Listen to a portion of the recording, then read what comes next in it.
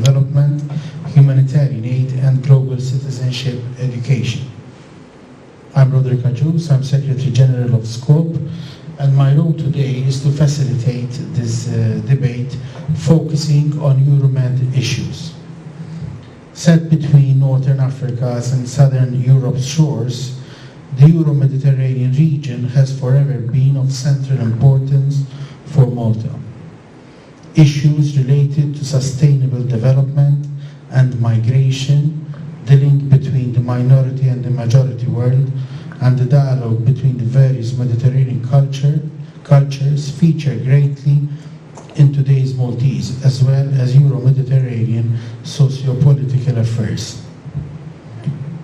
In this evening's debate, we will be exploring issues related to multicultural dialogue, political landscape, literature, sustainable development, youth empowerment, and advocacy. The debate will be, today's panel is made up of Dr. Norbert Bugeja, Mr. James Gabarretta, and Mr. Dominik Kalweit. Norbert is a senior lecturer at the Mediterranean Institute at the University of Malta. He has published extensively on issues of cultural and literary politics, discourses of memory and space in the southeastern Mediterranean, and retains a special research interest in the unfolding political landscapes of Turkey, Tunisia, Libya, and Israel-Palestine. He has lectured at the universities of Warwick, Kent, and Malta, and is deputy chair of Fondazione Ideat. This evening, in his presentation, Norbert will be focusing on the present political landscapes in the Mediterranean and the function of literature and other forms of writing. James Gabarretta is a graduate in environmental engineering. He also holds the post of chairperson of Alternattiva Demokratika Zaghzagh, the youth wing of Malta's Green Party. His interests range from sustainable development to cycling and music production. James will be speaking about climate change in the Mediterranean. Dominik Kalweit is SKOP's communications officer. Furthermore, he is also the Vice Executive Director and Director for Projects and Initiatives at Kopin, one of SKOP's founding organizations. He graduated in Political Science and Communication Sciences and has been active in international development, cooperation, education and human rights related fields since 2005.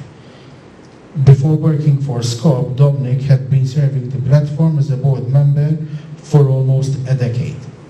He is an active member of SKOP's working groups, Aid Watch and DEAR.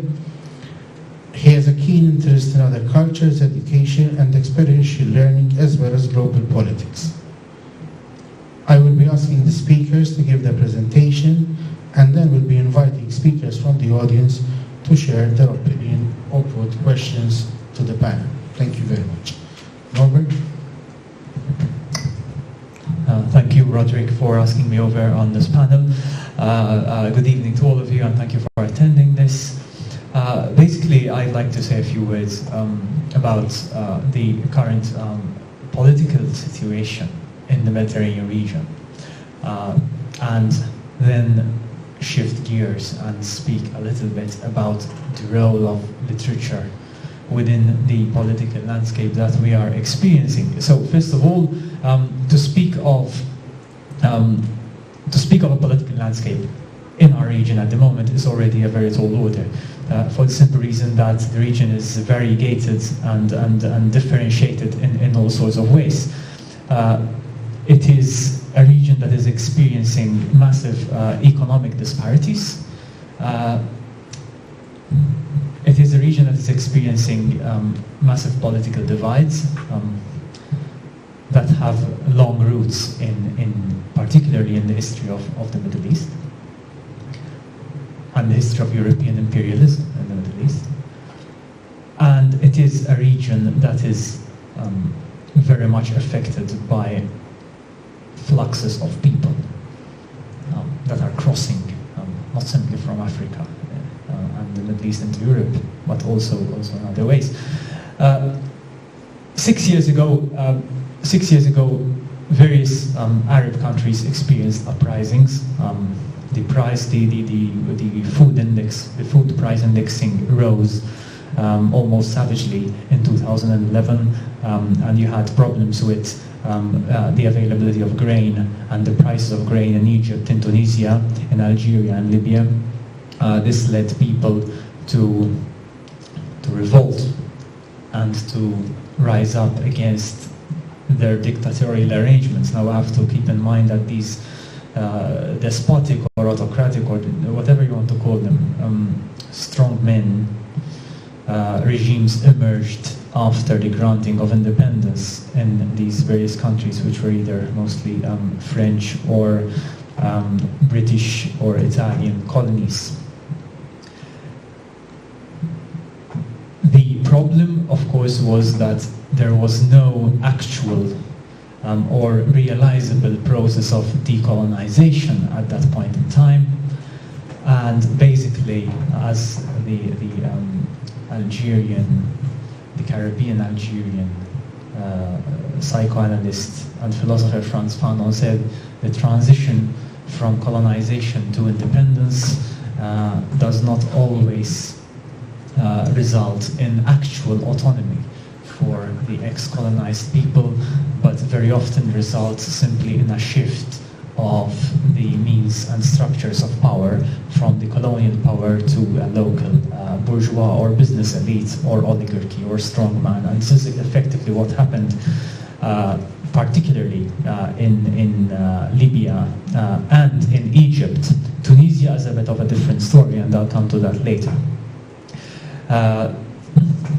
And even Libya and Egypt are very different, of course, but those are aspects that I hope I will be able to touch upon very soon. We are living in a moment when there has been great unhappiness with these regimes, but it is very difficult to pinpoint alternatives. It is very difficult for these communities to pinpoint alternatives.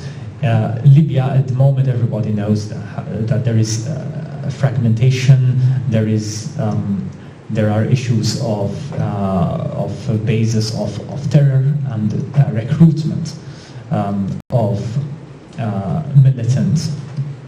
militant groups working from Libya at the moment. There is right now a massive influx of weapons moving into Libya via Egypt from the Gulf states, and the Gulf states are to blame for a lot of what is going on in North Africa at the moment. Tunisia is a country that after 2011, after the spark was initiated in it, it was a country that was moving forward in discovering a very, very sui generis definition of democracy. There was a rainbow arrangement of parties. I am not presenting it as some utopian arrangement, far from it, but there was a consensus that Tunisia should move forward in broad democratic terms. And it was doing fairly well until 3 years ago, when the first terror attack took place. The first major terror attack took place at the Bardo National Museum, which was, I believe, March 2015. This was, of course, a directly intended attack financed by Gulf interests to destroy, to cripple the Tunisian tourist economy mainly, so as to make it very difficult for the democratic arrangement to work in Tunisia. Okay? The message being that you either do business in the Arab world with a dictator, with a strongman, or you don't do business at all. This was the subtle message that was being passed on to the Western business states. We had Initiamed, the NGO, the cultural NGO Initiamed, had a Tunisian writer, Moez Majid, a couple of years ago at the Literature Festival, who spoke extensively about this dynamic of the Tunisian exception, and Tunisia was being seen as a beacon of hope in terms of rediscovering a political way forward. The revolution was characterized by a number, as were other revolutions, characterized by a gathering of writers and poets and journalists who were actively working for a transition to a democratic landscape. Right now in Tunisia, the poets are still writing, and the journalists are still writing. And there is also a very interesting cultural scene going on, but the economy is very sadly crippled. There are at least 500,000 people who are out of work at the moment in Tunisia. I was there a few months ago at a five-star deluxe hotel in Tabarka, which is a seaside town in the western border with Algeria. It was a town very much renowned for its international jazz festival till a few years back. This beautiful, very well decorated hotel was absolutely empty. And the town was a ghost town. That was a moment where I felt how badly Tunisia has been suffering because of the terror attacks. Obviously, the Bardo attack was followed by the attack in Sousse, which was followed a few months later by Daesh attack in Bengarden on the border with Libya. The idea was that Daesh were trying to actually carve out an enclave in Tunisia, from where they could smuggle in weapons and strengthen themselves militarily and organize within Tunisia itself. And this goes to show the chasm, the vacuum created, the power vacuum created by the Arab uprisings is something that should be taken very seriously. Why am I saying this? Because there is a sentiment at the moment wherein people are almost looking back, and at least this is what I felt, almost looking in nostalgic terms towards the regimes that were keeping Tunisia, Libya, Egypt in their stranglehold. In places like Bugeja, which is an agricultural zone in Tunisia, a very beautiful, physically fascinating terrain. People were saying, look, when Ben Ali was in power, there would be no terror cells around, because he would come down with his security people, who was a military man, and he'd just wipe any terror attempt out immediately. So there is a real security vacuum that is coercing people, in a sense, to start reconsidering the political formations that they want to live in. And people are being cornered into thinking in this manner, if you ask me. The same goes in this sense with Libya, and there is for me, very sort of dangerous argument being made that a return to a strongman arrangement, as was the case under Gaddafi, would be more feasible, because it brings the plethora of different factions in Libya together. I think there are other options and other possibilities, but I'm making this point by illustrating that circumstances and dire economic circumstances can begin to corner people psychologically in this sense. Okay, to speak a bit more broadly in terms of the region itself, the issues that I've been discussing in terms of North Africa touch very strongly upon the issue of migration from the North African shores. Of course, Gaddafi used migration as a valve, as a political leverage. Okay, so he would open or close the gates according to how his negotiations with countries like Italy were doing in terms of achieving his own targets. The situation has not improved. In the Western Sahel, France has a massive presence. There are many terror attacks going on. The military presence of European countries in these parts of the world is highly questionable in itself.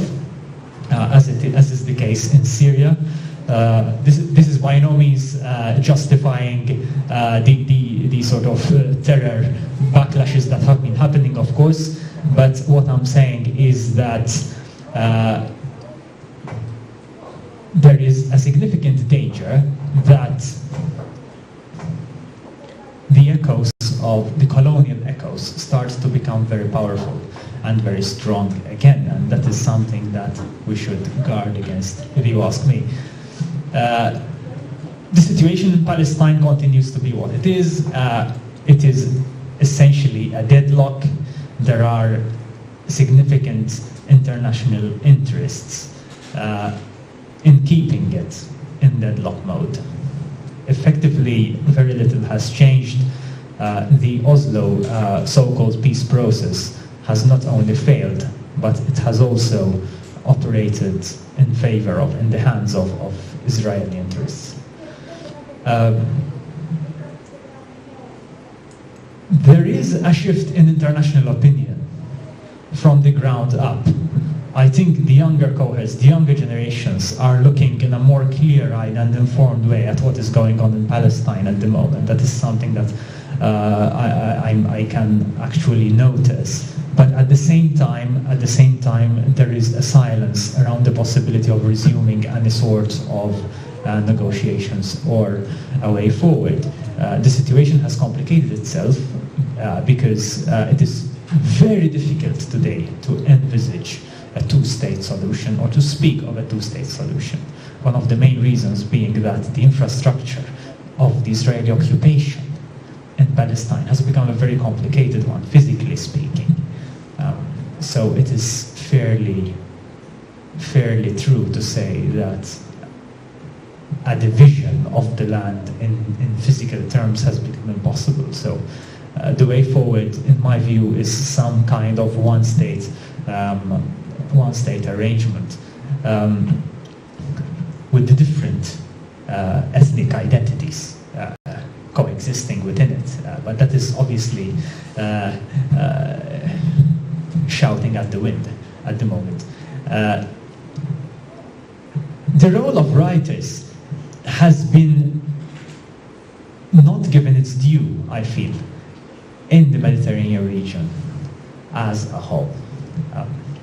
I think literature is a very strong mode of commitment and a very strong way of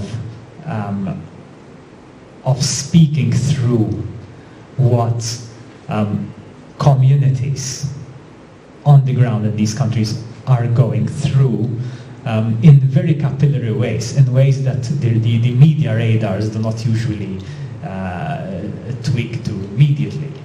I'll give some examples. If we take Turkey, for instance, Turkey is a country that until a few years ago was doing fantastically in economic terms. It still is in many ways an economic powerhouse. Recep Tayyip Erdogan, the Turkish president, started off around 14 years ago, shoring up the economy, and he did lift tens of thousands of people out of poverty in Turkey. And his trajectory was a very respectable one, until the need to accrue power took over, and gradually the situation degenerated such that Erdogan started fancying himself over and above the law, if you ask me. Some protests erupted in 2013. They are still, that sentiment has not gone away. It hasn't gone anywhere, it is still there. I keep hearing stories of people trying to organize and trying to bring some kind of unified opposition together. This is the major advantage that Erdogan has in Turkey, that the opposition has also, for historical reasons, been a very fragmented one, and it is very difficult to put up a united front, also because he has been cracking down savagely on the media, on journalists, on writers, intellectuals, kicking people out of universities, withholding their passports, especially after the so-called attempted coup last year. So there is a general crackdown in Turkey. people like Orhan Pamuk, the Nobel Literature Laureate, whom you would be familiar with, was one of the stronger voices who spoke publicly in terms of the genocide of the Armenians, for instance, which was seen as flying in the face of state power and was considered as an insult to the Republic and so on, and he was actually arraigned in court. And the situation escalated. This is only one example. I mean, an Armenian editor and journalist, Hrant Dink, was actually shot and killed a few years ago. This is a situation that Orhan Pamuk has been writing about. In one of his novels, The Black Book, he represents the Turkish Republic as he shifts the Turkish Republic from the mainland onto the seabed, as it were, underwater, and he imagines this ghost town full of the worst kinds of dirt and filth and shipwrecks and so on and so forth. So there are these political critiques going on all the time. In Palestine, for instance, the memoir has become a very popular form for people to express themselves against the Israeli occupation, against the imprisonment of Palestinian activists. Palestine has in many ways popularized the memoir in the Eastern Mediterranean. I would say most of the memoirs emerging from the Eastern Mediterranean are either emerging from Palestine or somehow related, many of them, related to the situation in Palestine. Okay, I wanted to make a few closing remarks here. Okay, the other effort, a few days ago we had the greatest living Palestinian poet, Mourid Barghouti, over in Malta as well, and he spoke of the need for Palestinians to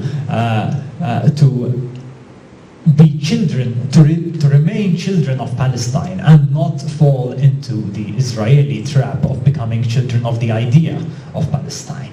And his effort in his writing is always to ground the symbols, the symbology of Palestine back into the reality of the land.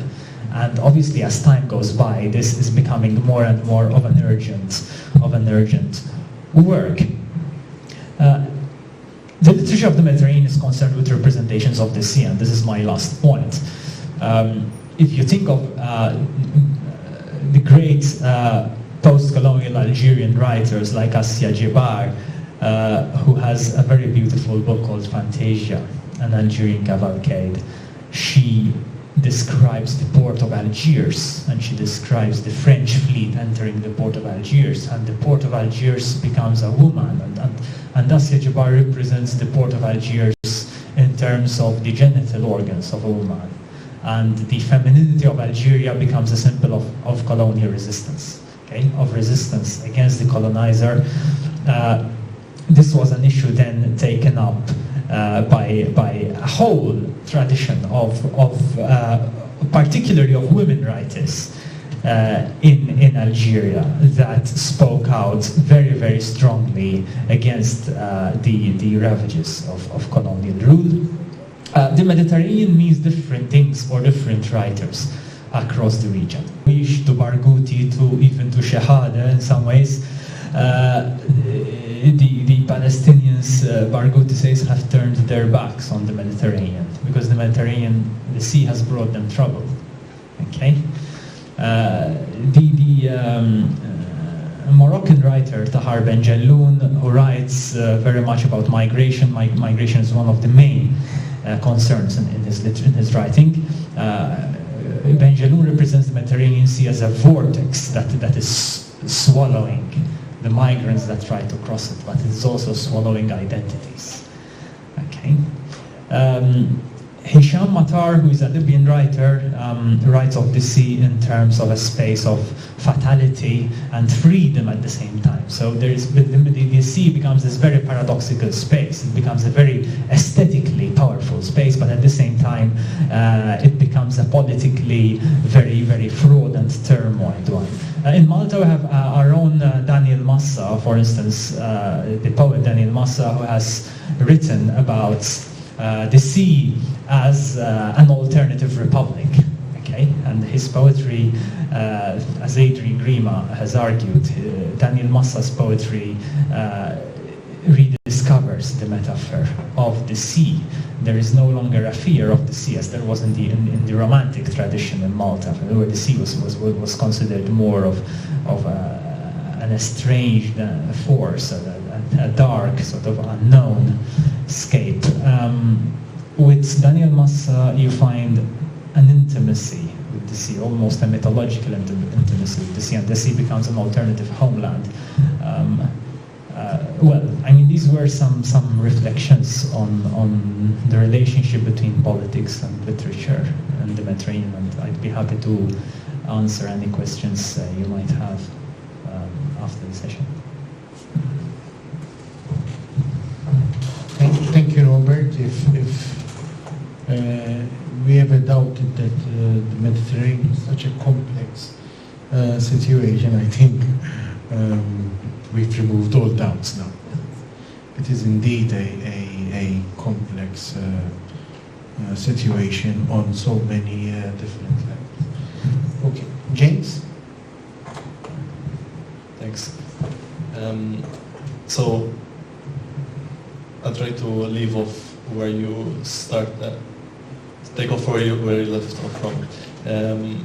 Obviously, I won't be talking in any detail what you discussed, because it's very, very interesting to hear and to get to know more about these contexts and the socio-political scenarios that we live in the Mediterranean.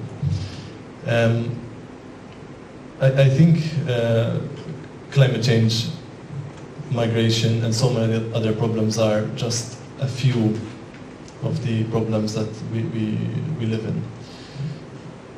As you kind of elaborated, there are also scenarios which we live in on a day-to-day basis, which may not be directly related, but also indirectly connected to climate change.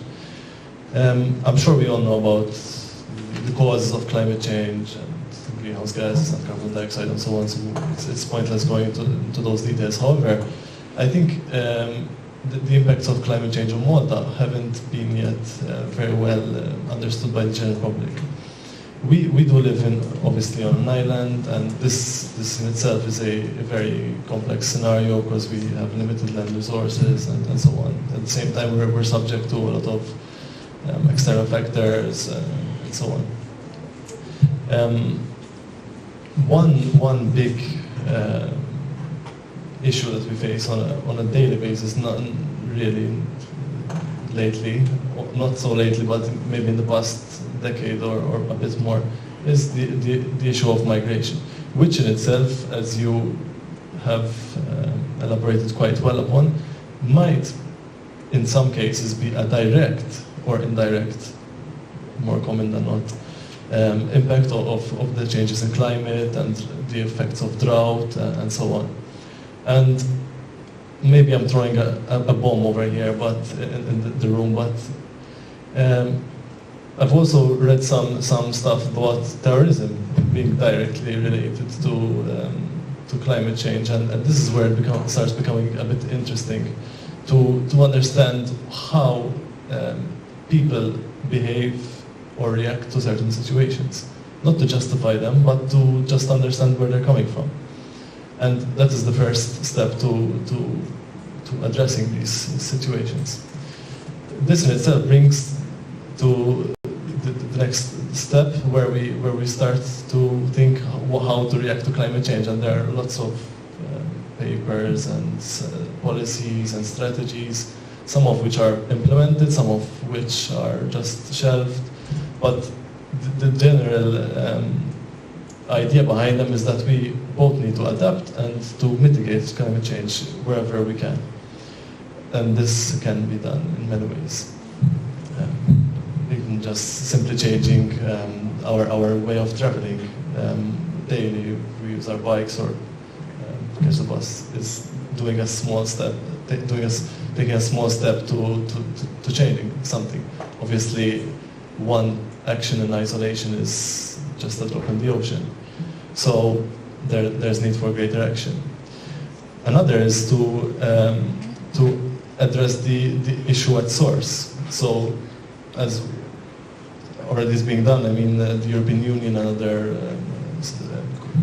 communities do allocate a certain amount of their funds to regenerating certain areas which have been subject to violence or political turmoil and so on, and to try to make the situation at home easier to live in.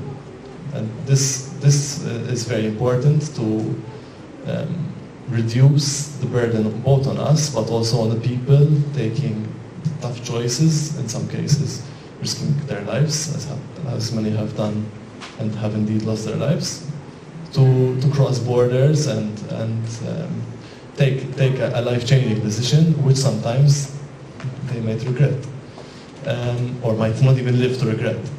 So I think also, as I'm saying on this point, is to offer alternatives at home, to find ways of harvesting water, to find ways of increasing the productivity of agriculture, and so on. I've seen something very interesting in Peru, where they have had a very long drought, if not for hundreds of years, literally. But they, in the hilly sides of, it's in Lima, the capital of Peru, they harvest fog, the water which is coming out of fog, and they literally, many farmers get most of their water out of fog. Now, in certain cases, this is not possible, but this is just one example of how people can adapt to their situation, and with just a bit of changing day-to-day stuff like agriculture, we can literally bring these people back on their feet and make them self-sufficient. There have been cases where deserts have been turned into oases just by simply rerouting or increasing the water content in the soil, or improving the soil fertility. So these are very, very basic but important things. In Malta, we're seeing the same thing. 2 years of drought, or a decrease in rainfall, because drought is a more technical term, it needs to be a bit more elaborate. But 2 years of lack of water, and have caused havoc in the agriculture sector. Food prices going up, people shifting to foreign products, Lidl and so on. The Maltese sector suffering a loss, and so on. People giving up their land to land developers because it makes more sense to just sell your land and not deal with this day-to-day stuff, you know. So we are very aware of the effects, but how to deal with them, I think we are still a bit lagging. And I'll take the opportunity over here to introduce something that SKOP organized, and I, amongst with other people, have participated in, was the youth camp for climate change and migration. In this, obviously, we explored in some detail what Dr. Bugeja went very much into detail in, and obviously we had people from all over the Mediterranean discussing their situations. Some of people are on the sending side of the migration, others like us were on the receiving side of the migration. It was very interesting because I have met many people, obviously from different parts of the Med, but literally in one event meeting so many people just discussing this particular topic with so much energy, because it was 3 or 4 days, something like that. 4 days, very intense. And even meeting refugees themselves who are living, for example, in Syria, in a refugee camp. I think he was still in Syria. And a young teenager, 18 years old, in Malta, but he's a refugee in his own country. And it's just incredible to see how people are driven into these situations. And thinking about it, what Dr. Bugeja was saying, while it might seem completely unconnected if taken in isolation. But just mentioning it, something falls into place, and one starts to realize how interconnected these things are. And there's also an emerging, not branch of science, but let's call it that way for just a second, where we examine things in connectivity, and where the sum is greater than the whole is greater than the sum of all its parts. So something small in isolation might just be small in isolation, but taken into a context might have a much, much greater effect.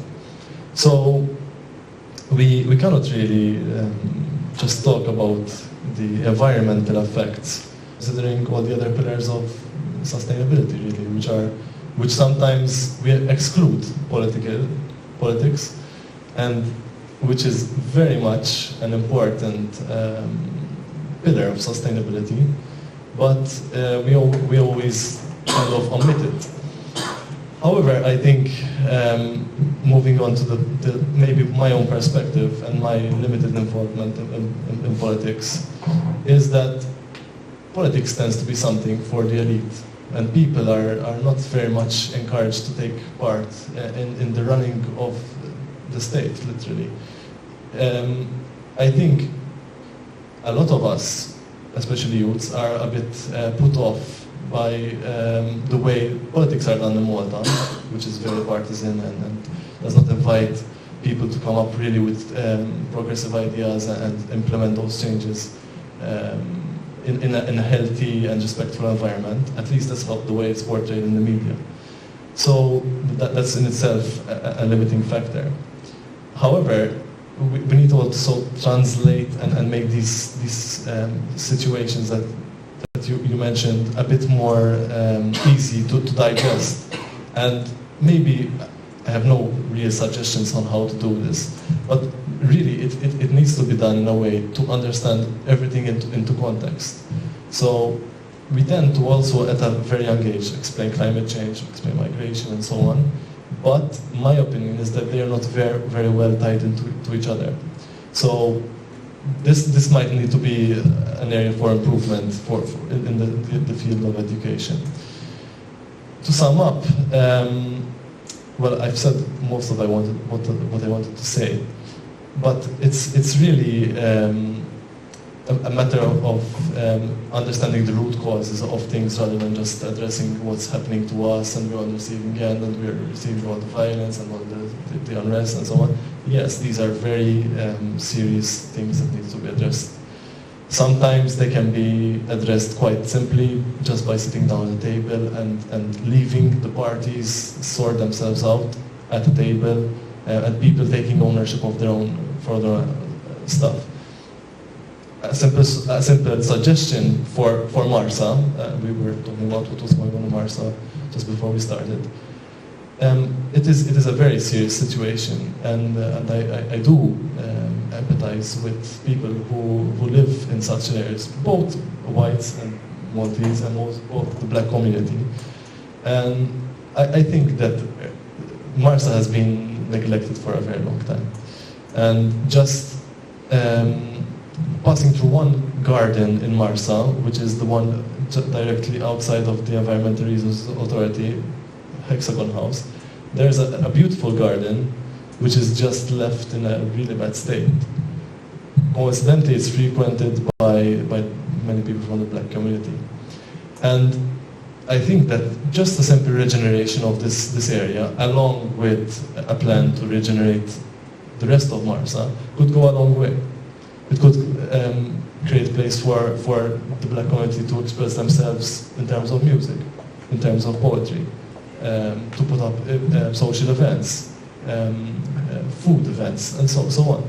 And this would also facilitate let me use this, a bit of an antipathical term, integration, for the community to integrate, both from the Maltese side and both from the foreigner side.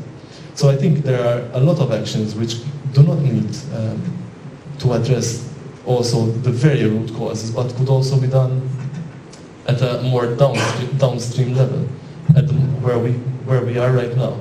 So I think it needs to be done from two angles, literally from the root cause and from where we're starting off. Okay, thanks. Thank you, James. Now, Dominik, it's your turn. Hey, evening, everybody. And I must apologize, I'm not in the best of shapes. My baby son is teething, I haven't slept much. And I'm going to speak about a rather boring topic, probably, which is advocacy in the Euromed region. I work for two organizations. I work for SKOP, and I've been involved in SKOP for a long time, which is a network and organized also internationally. And I also work for a member organization of SKOP, which is called Kopin. And the work I'm speaking about is more that of Kopin in that aspect. When we look at the Euromed region, a focus that we have in terms of advocacy is the rights of children who are on the move, who are migrating for whatever reasons. So it might be voluntarily or it might be forced. They might be going through transit, or they might have arrived already at the country of destination and so forth. Advocacy means that we're trying to influence political processes for the common good, for a social cause. It's different from lobbying. It's often not done behind closed doors or for the interests of specific industries or industrial players, but it's for the common good. That is a fundamental difference between advocating and lobbying. The common good we're trying to advocate for is for the rights of children, according to the Convention of the United Nations for the Rights of the Child, and more specifically for those who are migrating, who are on the move. Now, if you look at the Mediterranean region, like Norbert and James already emphasized, is that the scale of issues, of problems in the Euromed region is so massive that specific interests often drown quite a bit. So if you look at what's going on in terms of the democratic state of Turkey, or the financial crisis in Greece that is affecting people at least for the next 40 years, or if you're looking at the war that is going on in Syria and the civil war that is continuing to tear regions in Libya apart, and many other aspects, the situation, the scales are massive. So what we're looking at is many problems, and we're looking at root causes and symptoms at one time. And within that frame, together with a rise of populists trying to put anybody who's moving for whatever reason into the corner of being the bad guys and being blamed for everything, it's very challenging to speak about the rights of children who are on the move. We form part of a campaign that is called the Destination Unknown campaign. It's a global campaign. It's active in 10 regions. It involves over 100 civil society organizations, some of them very big, and all of them involved in the provision of services to children who are in distressed situations.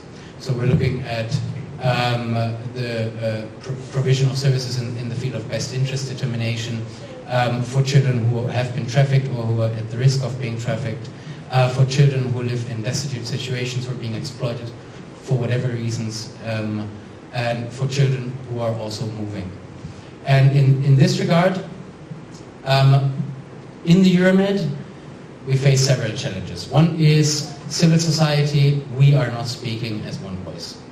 And there are several voices, we're all speaking in different directions.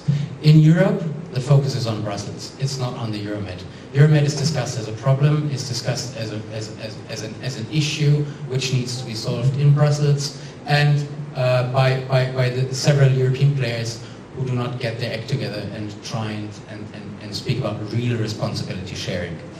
On the southern side, a stronger focus is on advocating with the African Union, on how within a climate that is not necessarily democratic do you manage to deal with your own national or regional decision makers, political players who have a say, who could make a change. So trying to get the voices together in the Mediterranean within this very complex issue is extremely challenging.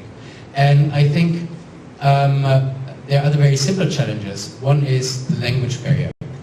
It's sometimes a very fundamental, basic thing that when you get into a conference and you would have the opportunity to start engaging, specifically during coffee breaks, with counterparts from the Northern African shores. Sometimes it's just not happening because of language barriers. And it's a very fundamental thing that boils down to interpersonal exchanges, where you could start off some networking efforts.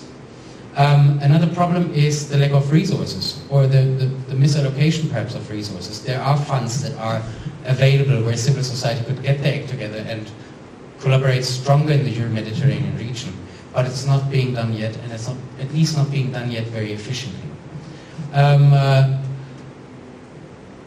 A field where it's done more successfully is when you come to even a higher level of advocacy at the UN level, so when it comes to global issues. And perhaps to focus on one issue which is quite relevant in our field right now is a process that is called the Global Compact on Migration. It's a political process that is still taking place for another year. It's been kicked off only 6 months back in New York, and it's focusing on bringing all global players together to find a proper framework for migration. Not just for forced migration, not just for people who are forced to leave for whatever reason, but for anybody who's moving. And within that context, in the MENA region, Middle East and Northern Africa region, the consultation of civil society has taken place recently. In the European and also the Euromed region, it's going to be organized in October. And a key focus for the players in the Middle East, in Northern Africa, and also in Europe is the rights of children who are migrating. So that is something that we've seen as a very successful factor of Mediterranean collaboration and Euro-Mediterranean collaboration to push for that. Challenges again is how legally binding are these kind of agreements. So when you look into, for example, what's happening in Germany right now, Chancellor Merkel is pushing for having children's rights enshrined within the laws of the country, which is not yet the case. In Malta, it's not yet the case. So we're a signatory to the rights to the UN Convention on the Rights of Children, but we haven't enshrined it in the laws. And that is something that ultimately bounces back when you're trying to hold state decision makers accountable for how they're treating children in generally, but in our case, children on the move. So there are several challenges that we still see. Our challenge, I think, for us is to find a front to speak together for the Mediterranean region and then bring that voice to Brussels and bring it to Addis Ababa, to the African Union, and bring it also to different decision makers at the national level across the Mediterranean to address all of them. Nobody fell asleep, although it is a fairly specific topic.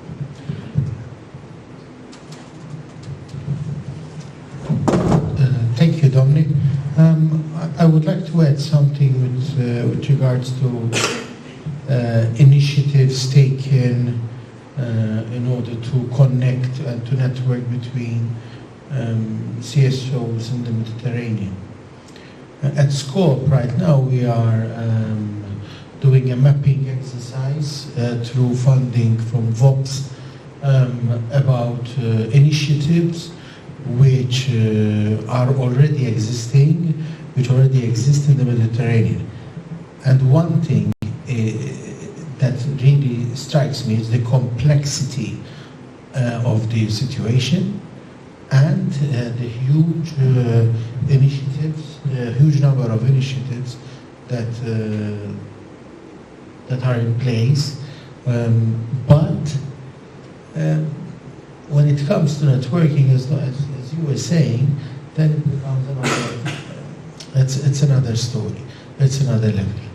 And we need to work hard towards constructing an effective and efficient network between CSOs from all over the Mediterranean.